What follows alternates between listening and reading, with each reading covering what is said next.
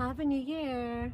So, I'm Leilani Stewart, and this is the summary of my year in books.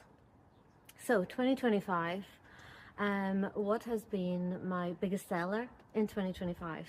And that would have to be Love You to Death. So, this is my collection of Valentine's Day ghost stories that came out in February 2025, and it has done really well. Better than I was hoping for, actually. I wasn't sure what to expect, really, because ghost stories don't tend to go with Valentine's Day, but this one did really well. So thank you to everybody who has bought that, and I hope that you're enjoying it. So then, what would be my biggest flop of 2025?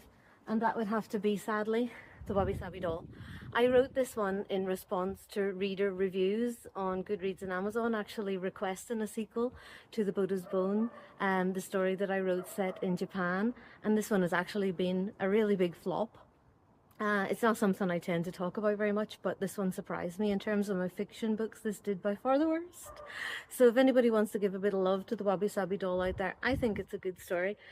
Influenced a little bit by J-horror, especially with the doll. You can read the reviews anyway if you're interested in that. So there are some J-horror elements in that psychological story. What is the best book that I've read in 2025? Well, that would have to be The Obesity Code. This one has been life-changing for my health. I've had a few health issues this year, and as a result, I have been looking to lose weight. And I've always been very open about talking about my keto journey, as well as my author journey, obviously. And I've struggled with weight loss for a number of years. My weight swings up and down. It yo-yos every year for the past 5 years since I originally lost 3 stone. And this book has just transformed things. I'll maybe do a separate post about that.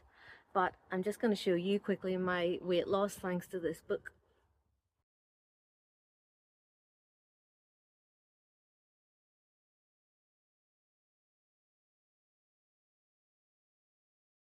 So as you can see, that's 16 pounds of weight loss, and it's really thanks to this book. So I would really highly recommend that if you are trying to lose weight for health reasons, or if you have underlying chronic health conditions like I do, which I'll not get into in this post, but that was the reason for my need to lose weight. So that is my summary of my year in books for 2025. Thank you for following my author journey, for following my posts, liking them, sharing them, writing comments, buying my books, reading my books in libraries. All of your